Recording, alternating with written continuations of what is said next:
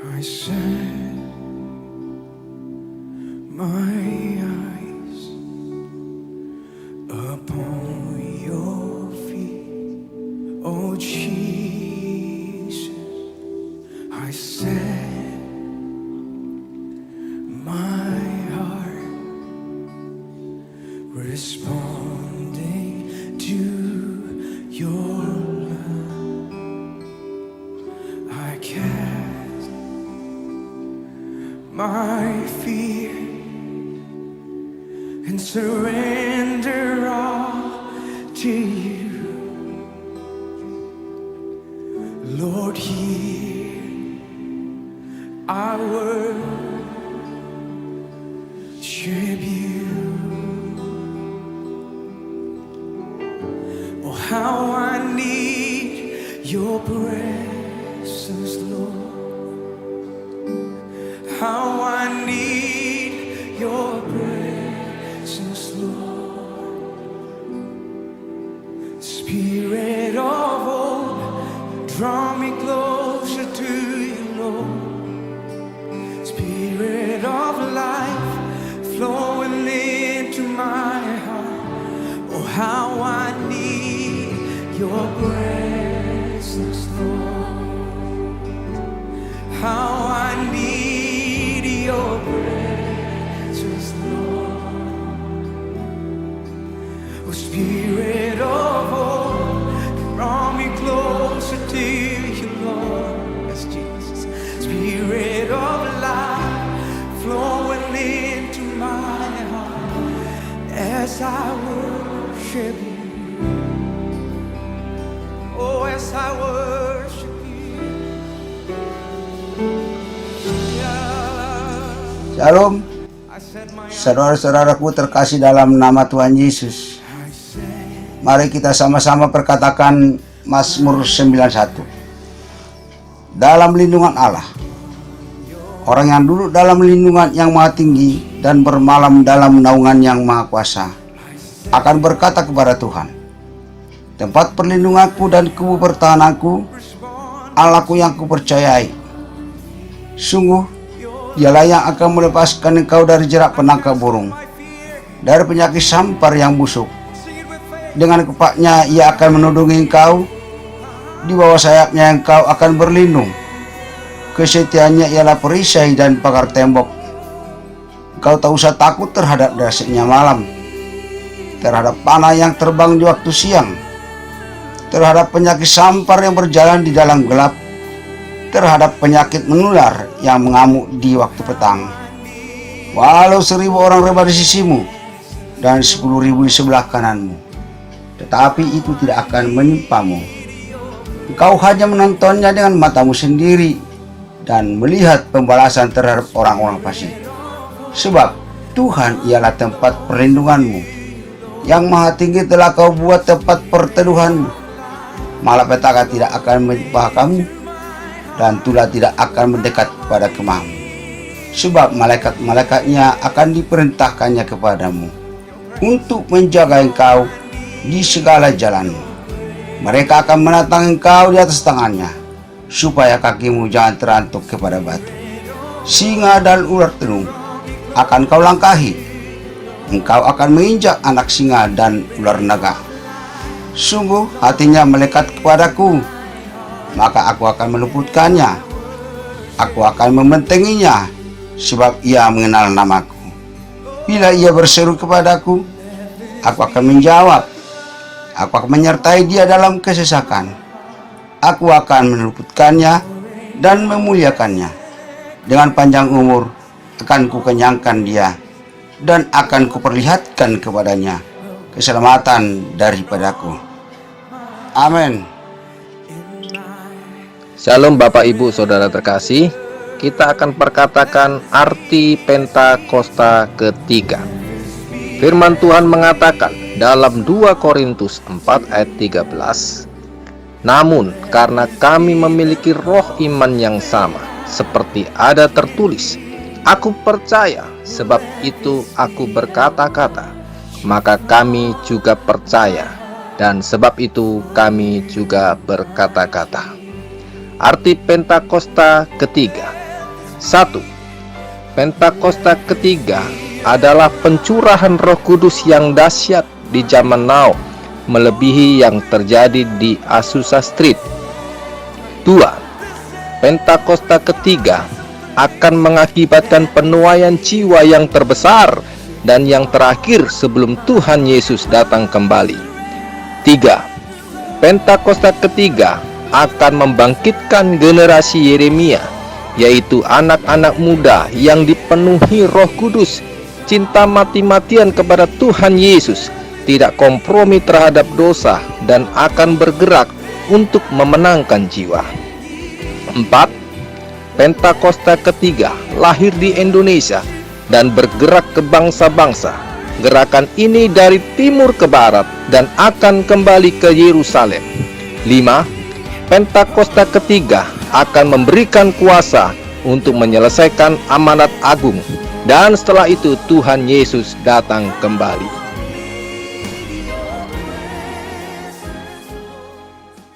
Shalom, selamat pagi Bapak Ibu Saudara. Kita bersyukur oleh anugerah Tuhan, kita masih boleh dapat beribadah online.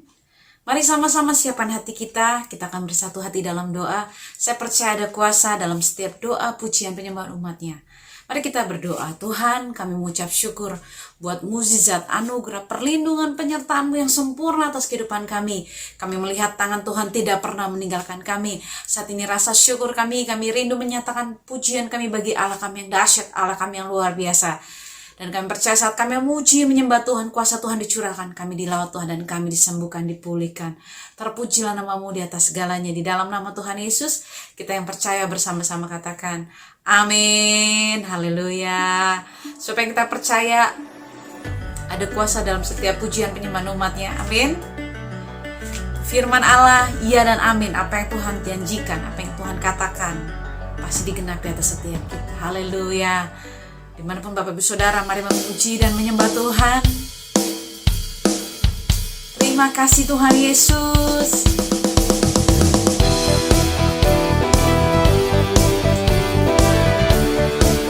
Haleluya Tuhan.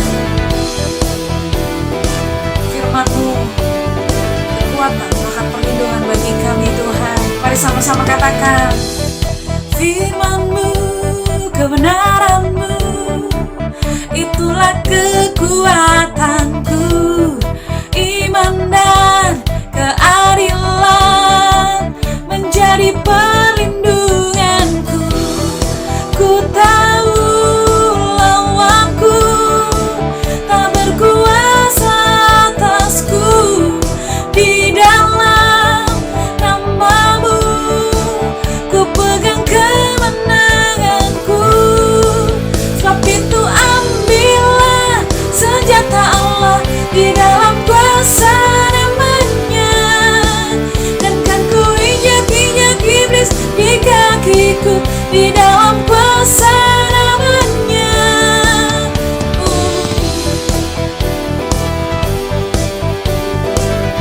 Terima kasih firman-Mu Tuhan.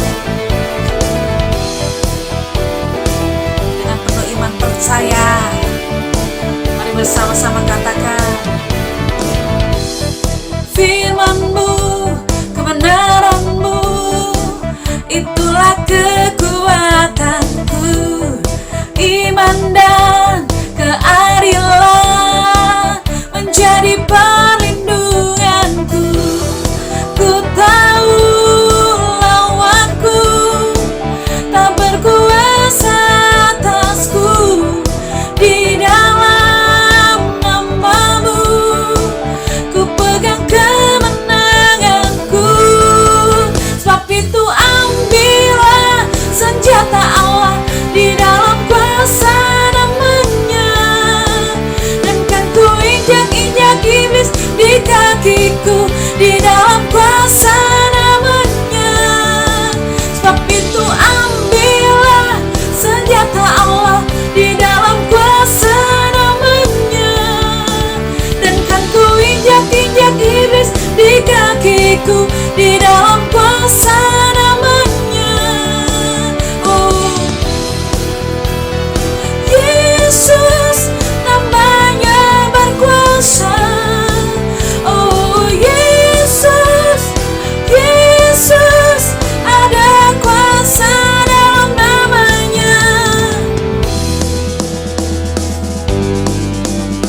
berkuasa di dalam nama Yesus. Setiap orang yang percaya, mari serukan nama Yesus. Sebab nama Yesus nama di atas segala nama, nama yang berkuasa di bumi dan di surga. Nama yang sanggup membebaskan, nama yang sanggup melepaskan dari setiap yang terikat. Terima kasih Tuhan Yesus.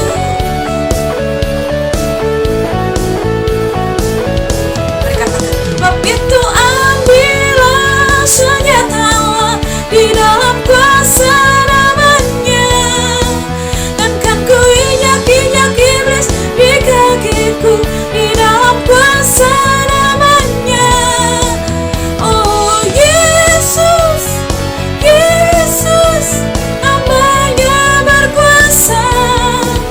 Oh Yesus, Yesus, ada kuasa dalam namanya.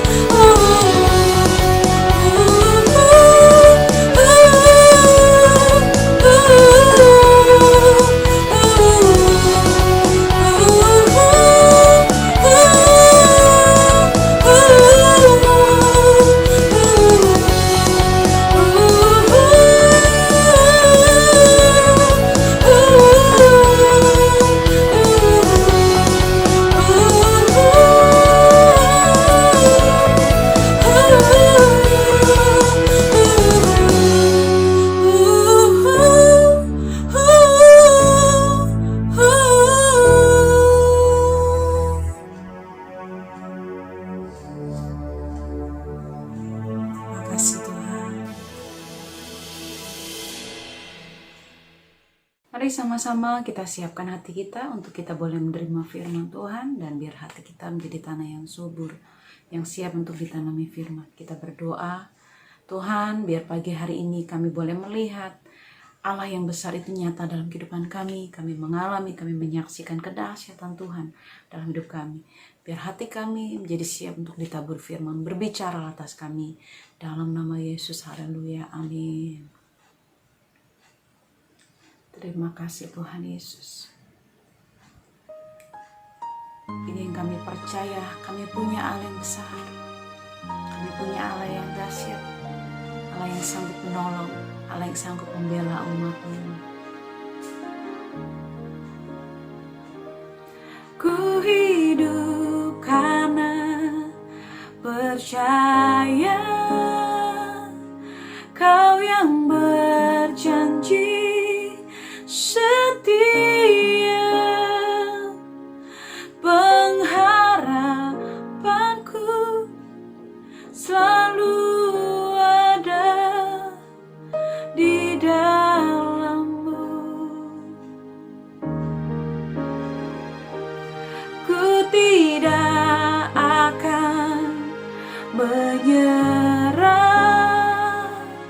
meski dalam kesesakan. Seluruh hidupku dalam genggaman-Mu.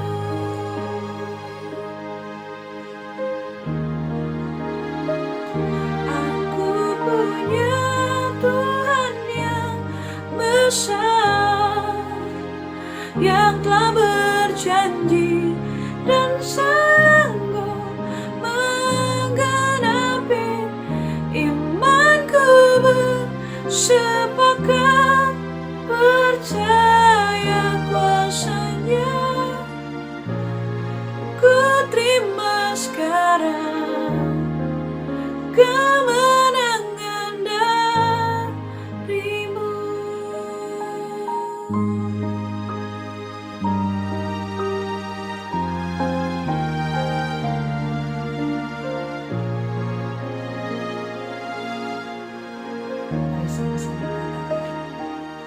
Ku hidup karena percaya,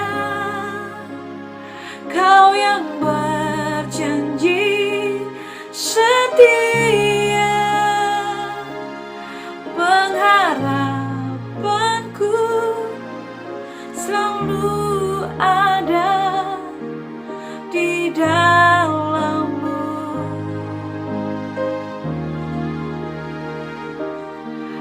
tidak akan menyerah meski dalam kesesakan.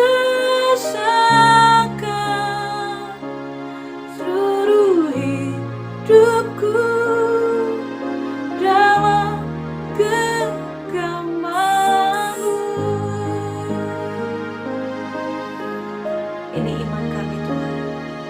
Aku punya Tuhan yang besar, yang telah berjanji dan sanggup menggenapi. Imanku bersepakat, percaya kuasa-Nya.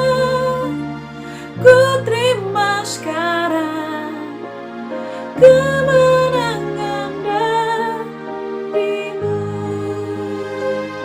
Aku punya Tuhan yang besar, yang telah berjanji dan sanggup menggenapi. Imanku bersepakat, percaya kuasa-Nya. Ku terima sekarang kemenangan dari-Mu. Ku terima sekarang kemenangan dari-Mu. Ku terima sekarang kemenangan dari-Mu.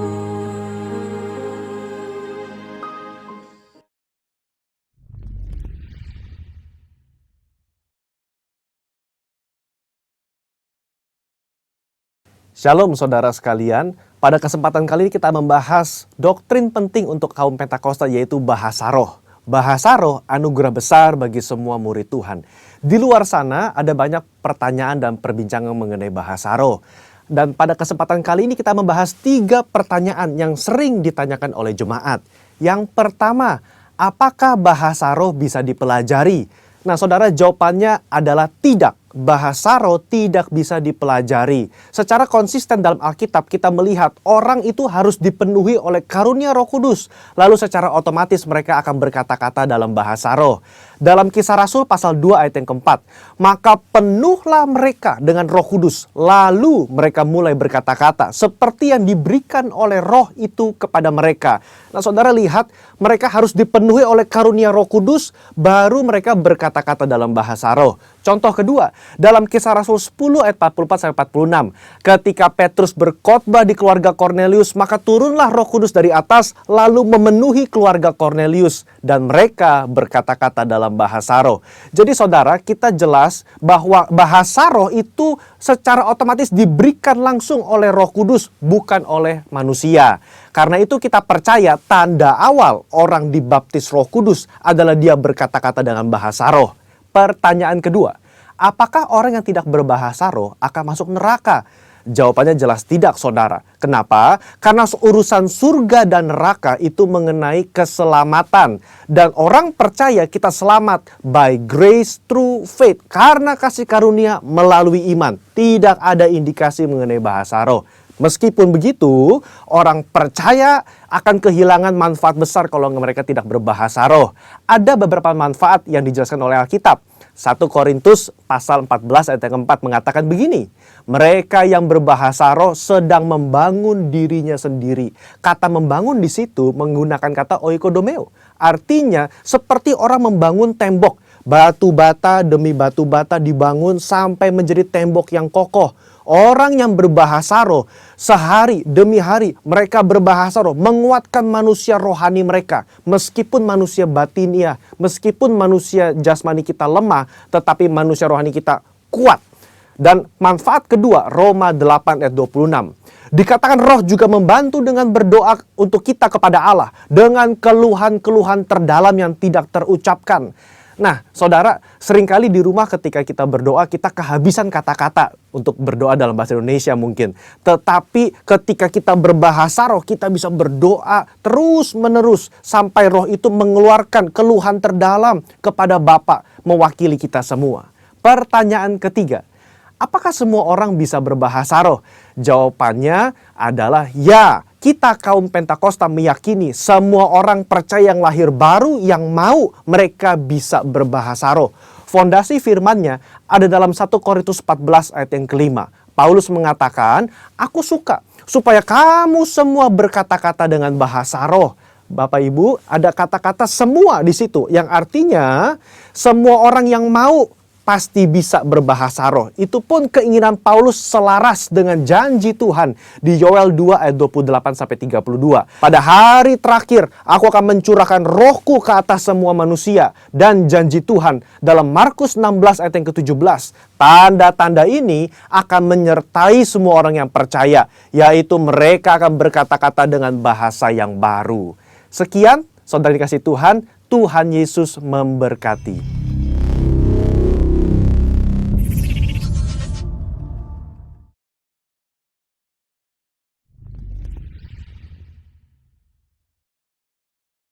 Shalom Bapak Ibu yang dikasih Tuhan Yesus, yang beribadah di rumah-rumah saat ini. Tuhan Yesus menyertai kita semua. Dia adalah Allah yang memberkati seluruh kehidupan kita. Mari kita tundukkan kepala dan kita berdoa. Bapa di sorga, di dalam nama Tuhan Yesus Kristus, Engkaulah Allah kami, Engkaulah Tuhan kami yang kami puji dan kami sembah di dalam seluruh kehidupan kami. Dan biarlah dalam hidup kami nama-Mu saja yang diagungkan. Pada hari ini, biarlah Engkau memberikan kepada kami kasih karunia yang berlimpah, sehingga rahasia dari kerajaan-Mu terbuka bagi kami sebagai anak-anak-Mu untuk melaksanakannya, untuk menjalankan apa yang Kau perintahkan untuk kami jalankan dalam kehidupan kami. Terpujilah Tuhan semesta alam. Roh Kudus mengambil alih jiwa tubuh kami dan menjadi tawanan daripada roh-Mu ya Bapa, dan memimpin kami dari permulaan ibadah ini sampai pada akhir dari ibadah. Biarlah nama-Mu yang ditinggikan dan diagungkan. Di dalam nama Tuhan Yesus Kristus kami berdoa. Haleluya. Amin.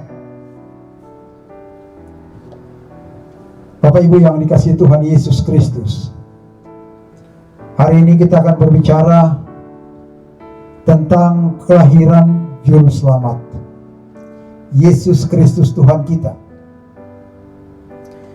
Nah, kalau kita berbicara tentang kelahiran daripada Juru Selamat, kita tahu bahwa kelahirannya menimbulkan perbantahan dan terjadi sampai hari ini. Nah, kita akan membaca di dalam kitab Lukas pasal yang kedua. Sekali lagi kitab Lukas pada pasal yang kedua. Kita akan membacakan ayat 9. Demikian bunyi firman Tuhan. Tiba-tiba berdirilah seorang malaikat Tuhan di dekat mereka, dan kemuliaan Tuhan bersinar meliputi mereka, dan mereka sangat ketakutan. Lalu kata malaikat itu kepada mereka, "Jangan takut, sebab sesungguhnya aku memberitakan kepadamu kesukaan besar untuk seluruh bangsa. Hari ini telah lahir bagimu Juru Selamat, yaitu Kristus Tuhan di kota Daud." Bapak Ibu yang dikasihi Tuhan Yesus, 2 minggu lagi kita akan merayakan hari kelahiran Tuhan Yesus, atau yang kita kenal dengan perayaan Natal. Nah, itu sebabnya kita akan belajar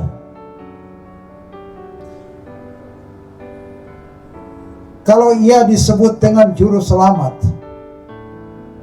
maka kita tahu sebagai seorang Juru Selamat, memiliki kemampuan untuk membebaskan, kemampuan untuk memimpin setiap orang sampai kepada keselamatan itu. Dan apabila ia adalah juru selamat, maka tidak ada yang lain selain daripadanya.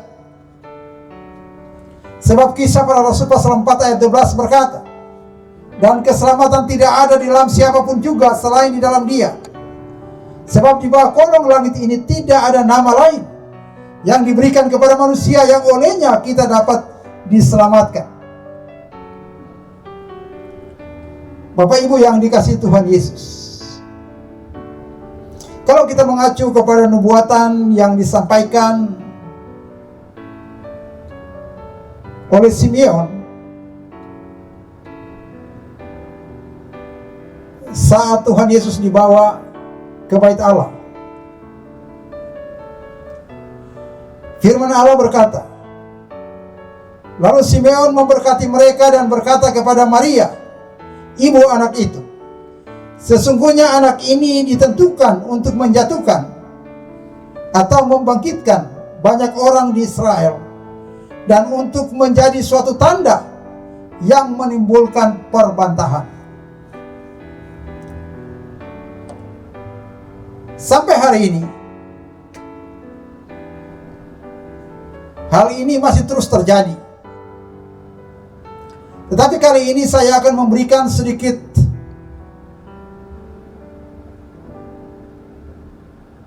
apa yang disampaikan oleh firman Tuhan, supaya kita mengerti mengapa bangsa Israel tidak mengenal Dia, mengapa bangsa Israel menolak Dia, mengapa bangsa Israel tidak mengakuinya sebagai Mesias.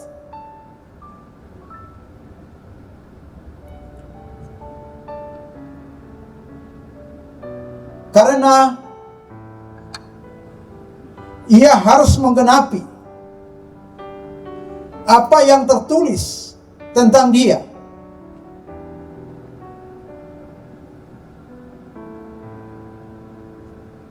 Yang pertama, kita tahu bahwa Yesus lahir di Bethlehem.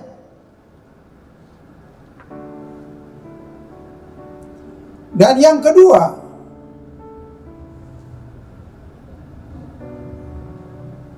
pada waktu Herodes merasa ditipu atau dibohongi oleh orang-orang Majus,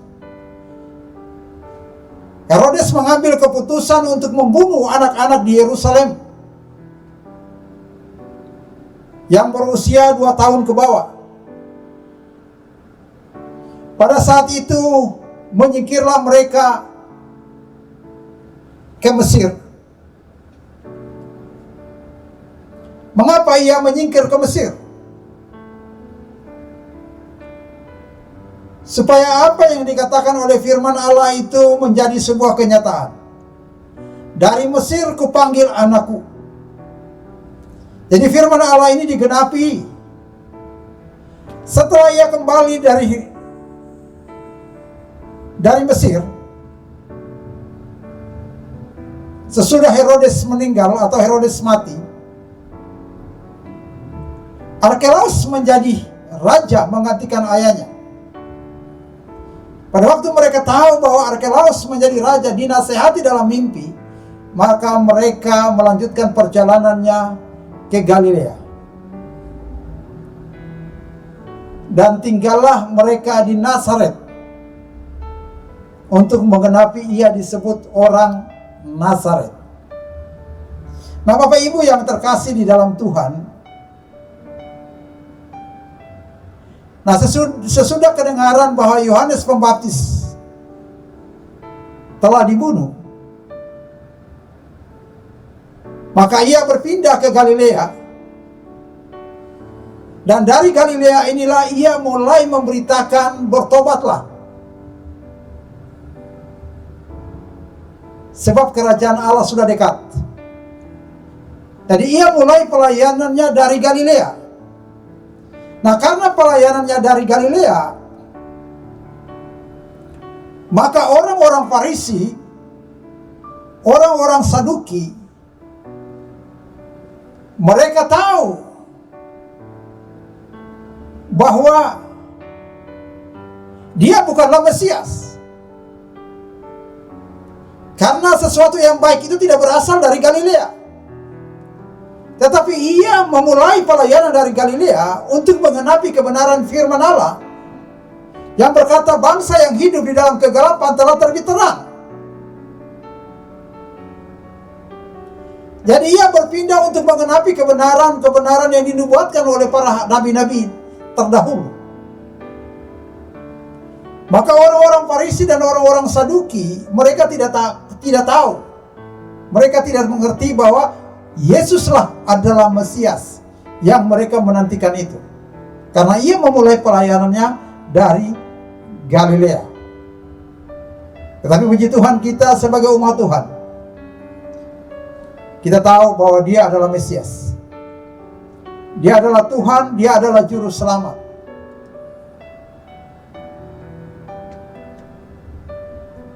Polemik yang seperti ini terjadi sampai pada masa ini. Seperti apa yang dikatakan oleh Simeon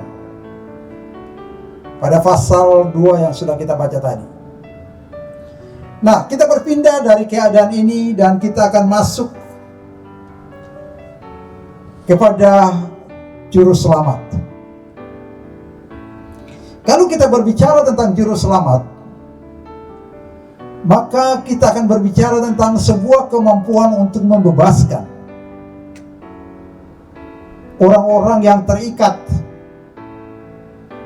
untuk menjadi orang-orang yang merdeka dari ikatan kuasa-kuasa kegelapan. Kalau kita berbicara tentang juru selamat, maka kita berbicara tentang kemampuan dari juru selamat untuk memimpin kita dan membawa kita sampai kepada kehidupan yang kekal. Kalau kita berbicara tentang juru selamat, maka kita tahu ada kemampuan untuk menyembuhkan orang-orang yang sakit sehingga terbebas dan diselamatkan dari kematian.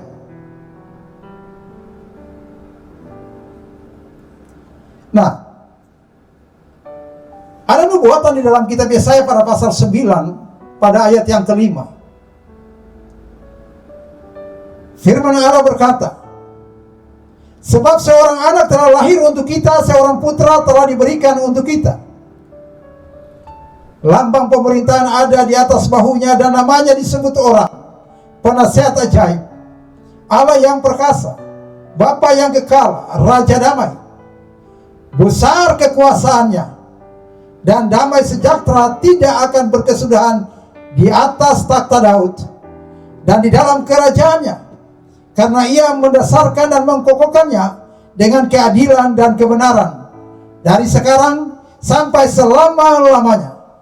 Kecemburuan Tuhan semesta alam akan melakukan hal ini. Seperti tadi sudah saya awali, bahwa apabila kita berbicara tentang juru selamat, maka kita akan berbicara tentang kuasa untuk membebaskan, kuasa untuk memimpin setiap orang percaya untuk mencapai keselamatan yang kekal, kuasa untuk membebaskan orang percaya dari keadaan sakit dan disembuhkan. Dan itu ada pada Yesus Kristus Tuhan kita. Kita akan lihat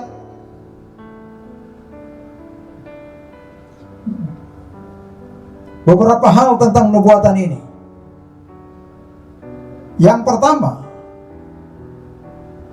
ia adalah penasihat ajaib. Setiap perkataannya,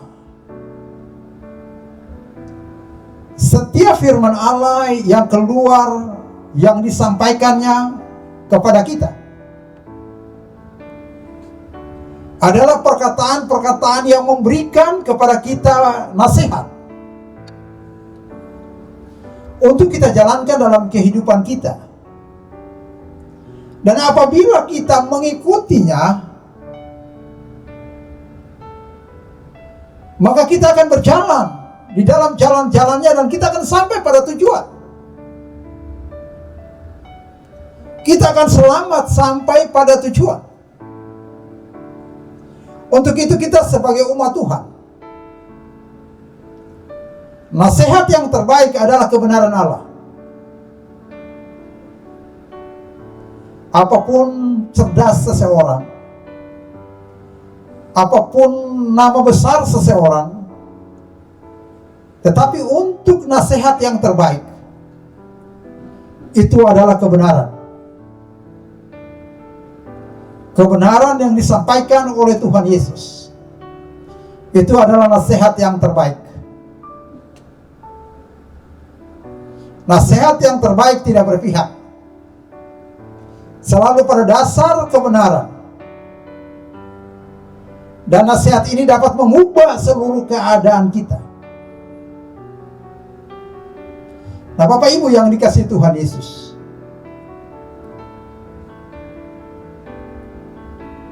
ada orang buta, ia mengaduk tanah,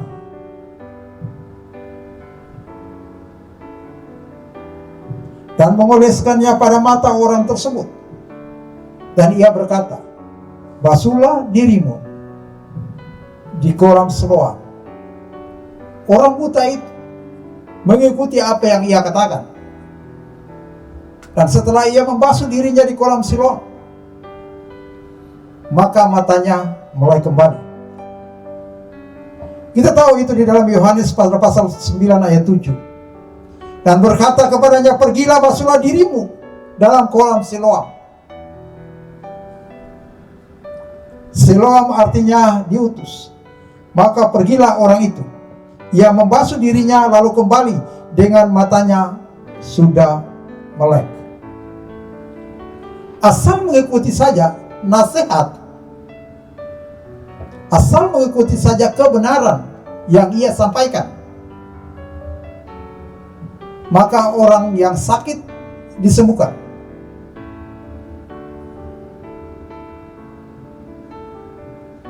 Dia berkata, hai anakku,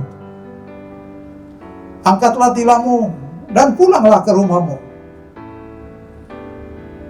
Dan apabila perkataannya itu diterima dan dilakukan oleh orang lumpuh, maka orang lumpuh itu bangkit, mengangkat tilamnya dan berjalan dan pulang ke rumah. Jadi kebenaran Allah yang disampaikan oleh Tuhan Yesus merupakan nasihat bagi kita yang harus kita jalankan, yang harus kita pegang teguh dalam kehidupan kita sebagai umat Tuhan. Maka kita akan melihat perubahan demi perubahan itu akan terjadi dalam kehidupan kita. Perubahan ke arah yang lebih baik dalam kehidupan kita. Perubahan untuk menuju kesuksesan dalam hidup kita. Keberhasilan dalam kehidupan kita. Jika kita mau mengikuti nasihat. Bapak Ibu yang dikasihi Tuhan Yesus,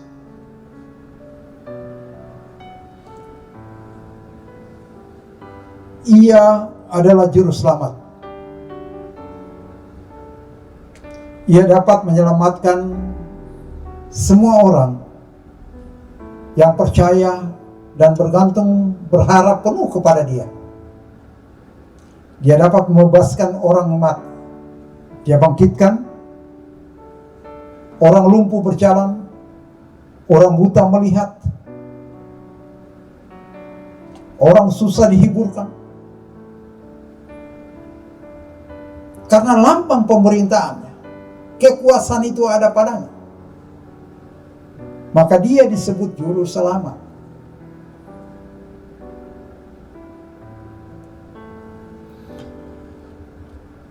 Ada begitu banyak hal yang Ia kerjakan di dalam pelayanan. Bahkan sampai hari ini tidak berhenti. namanya berkuasa untuk membebaskan. Membebaskan orang dari bangkrut. Membebaskan orang dari perceraian.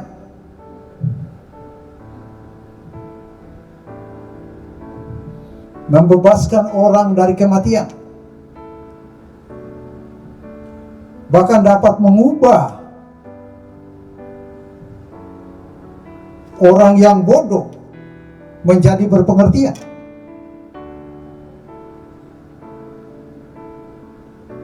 Itu adalah hal yang sangat penting yang harus kita terima. Jadi kita tidak berdiri pada pengertian kita sendiri, tetapi kita mau mengikuti nasihat daripada kebenaran firman Allah. Terkadang kita mengabaikan nasihatnya karena nasihat itu menyinggung perasaan kita.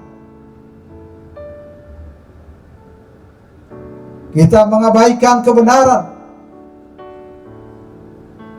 karena menurut kita harus seperti ini. Padahal kita ingin supaya kita lepas. Kita ingin kita bebas dari penderitaan. Kita ingin kita keluar dari penderitaan atau dari kesesakan yang kita alami. Tapi tatkala nasihat itu disampaikan kepada kita, kita lebih memilih jalan kita sendiri daripada nasihat, daripada kebenaran yang ia sampaikan. Tapi baiklah, mari kita berubah. Karena ia adalah Tuhan yang hari ini kita puji dan kita sembah. Dia penasihat yang ajaib. Dia Allah yang perkasa. Bahkan dia adalah Bapa yang memperhatikan seluruh kehidupan kita.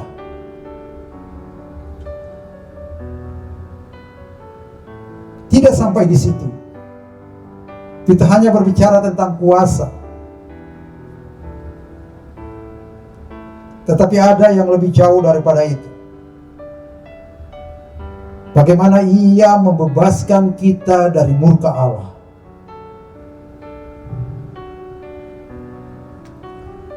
Tatkala kita sebagai pemberontak, tatkala kita adalah setru Tuhan, Allah kita, Yesus telah mati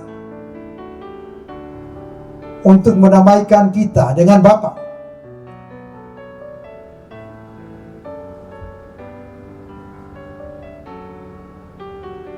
Darahnya yang dia curahkan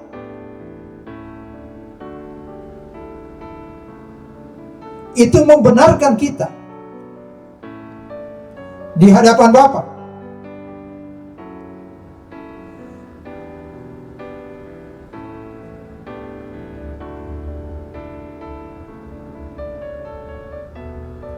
Kebangkitan dari antara orang mati membebaskan kita dan menyelamatkan kita. Maka dengan itu ia disebut juru selamat.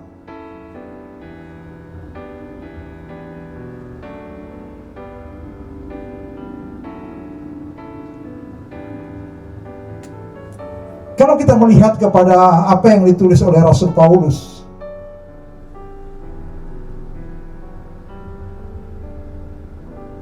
kepada jemaat di Roma, maka apa yang saya katakan tadi itu tertulis di sana. Dalam kitab Roma pada pasal 5 ayat 8 sampai pada ayat yang ke-10. Ini firman Allah berkata, akan tetapi Allah menunjukkan kasih-Nya kepada kita oleh karena Kristus telah mati untuk kita ketika kita masih berdosa. Lebih-lebih karena kita sekarang telah dibenarkan oleh darah-Nya, kita pasti akan diselamatkan dari murka Allah. Sebab jika kita ketika masih seteru diperdamaikan dengan Allah oleh kematian anaknya, lebih-lebih kita yang sekarang telah diperdamaikan pasti akan diselamatkan oleh hidupnya. Nah, Bapak Ibu yang dikasihi Tuhan Yesus, kematian dari juru selamat itu mendamaikan kita dengan Bapa. Yang tadinya oleh karena pemberontakan kita menjadi seteru Bapa. Tetapi oleh karena kematian daripada Tuhan Yesus, kita didamaikan dengan Bapa. Kita adalah orang-orang berdosa, yang oleh karena dosa dan pemberontakan dan kesalahan kita terhadap Allah, kita harus dihukum. Tetapi Dia telah membayar kita lunas dengan darah-Nya. Dia menebus kita dengan darah-Nya. Dengan darah-Nya Dia membenarkan kita. Dan kita terbebas dari hukum dosa.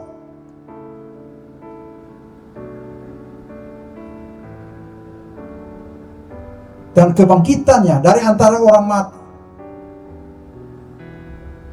kehidupannya kembali, itu menyelamatkan kehidupan kita. Dan hanya Dia, tidak ada nama lain yang olehnya manusia dapat diselamatkan. Jadi hanya Dia, satu-satunya nama di atas segala nama, yaitu nama Yesus Kristus, Juru Selamat kita, yang lahir di Bethlehem, menyingkir ke Mesir, dari Mesir kembali, dan berpindah ke Galilea, tinggal di Nazaret. Dari sanalah Ia memulai pelayanannya dari Galilea.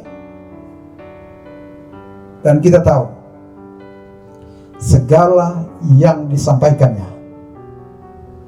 itu semuanya terlaksana. Kita tidak perlu saksikan kekuasaannya. Kita cukup dengan percaya saja. Dengan percaya saja kita diselamatkan dari kebangkrutan. Dengan percaya saja rumah tangga kita diselamatkan dari kekacauan. Dengan percaya dan terus melakukan apa yang Ia katakan, kita pasti sampai kepada kehidupan yang kekal di dalam seluruh perjalanan hidup kita. Sebab Dia adalah Juru Selamat kita.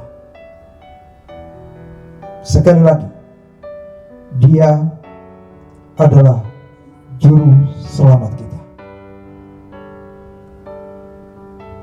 Dia penasehat ajaib. Dia adalah Allah yang perkasa. Dia adalah Bapa yang kekal, yang peduli terhadap kita, anak-anaknya.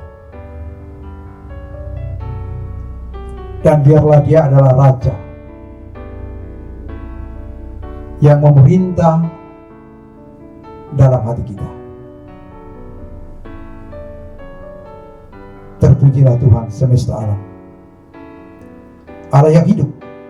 Tundukkan kepala dan kita berdoa. Bapa di sorga, dalam nama Tuhan Yesus Kristus, kami bersyukur yang oleh karena nama Yesus Kristus,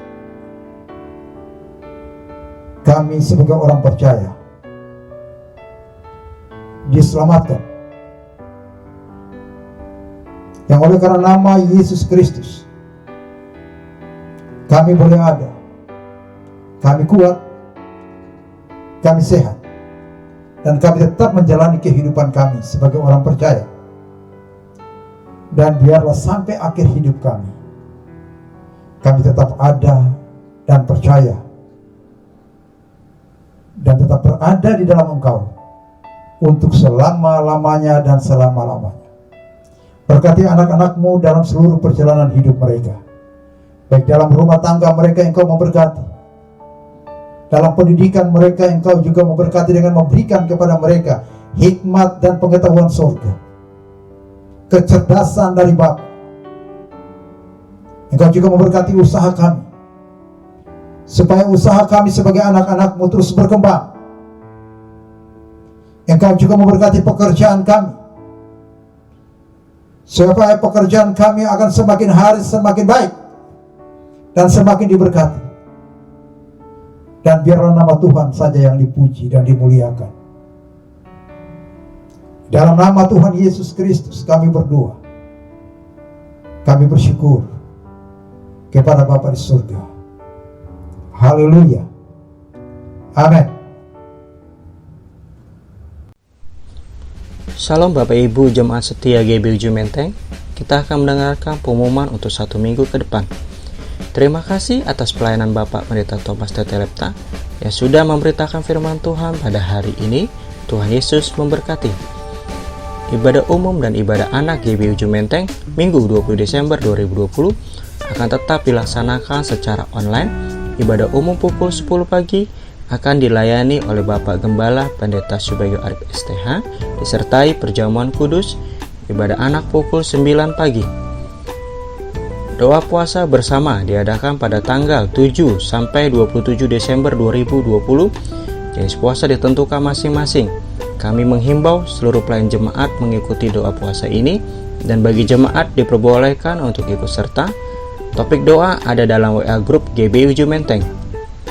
Adapun jadwal menara doa seminggu ke depan adalah setiap hari Senin sampai Jumat pukul 17.00 sampai 18.00 akan diadakan menara doa rayon 1G. Setiap hari Selasa pukul 12.00 sampai 13.00 akan diadakan menara doa United Prayer Tower. Menara doa gabungan dengan menara doa yang ada di Kanada, Amerika Serikat, Australia. Setiap hari Kamis pukul 19.00 akan diadakan rumah doa lokal. Kami menghimbau seluruh jemaat, aktivis, dan pelayan jemaat untuk bergabung di dalam rumah doa ini. Seluruh kegiatan menara doa akan diadakan via Zoom. Natal umum bersama akan diadakan pada tanggal 25 Desember 2020 secara online pada pukul 10 pagi. Ibadah Natal akan dilayani oleh Gembala Sidang Bapak Pendeta Insinyur Niko Nyotora Harjo. Kami menghimbau bagi Bapak Ibu untuk dapat terus membangun mesbah keluarga di rumah masing-masing setiap hari pukul 9 malam. Tetap terus membangun hubungan yang intim dengan Tuhan lewat doa, pujian, penyembahan. Cool Community of Love GBUJ Menteng akan tetap diadakan secara online. Kami menghimbau bagi Bapak, Ibu, Saudara-saudari yang belum bergabung dalam Cool agar bergabung pada Cool yang terdekat atau dapat menghubungi nomor yang tertera pada layar Anda. Untuk persembahan umum, kolekte, persepuluhan, dan persembahan lainnya dapat dilakukan melalui transfer ke nomor rekening yang tertera di layar Bapak Ibu sekalian. Bila sudah memberikan persembahan, harap mengirimkan bukti transfer kepada Ibu Rami di nomor yang tertera di layar kaca Anda, atau bisa menggunakan fasilitas pembayaran elektronik seperti OVO, GoPay, ShopeePay, dan lain-lain tanpa nominal minimum dengan men-scan QR yang tertera di layar.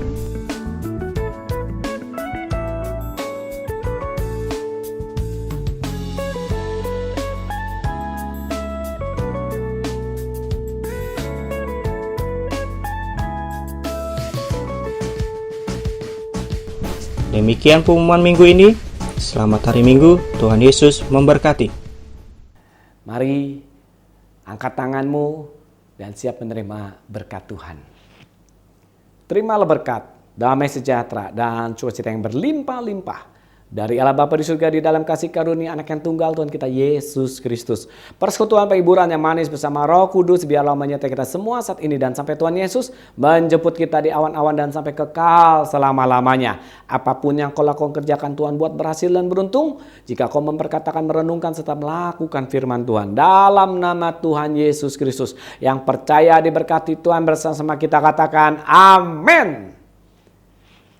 Selamat hari Minggu, Tuhan Yesus memberkati. Shalom.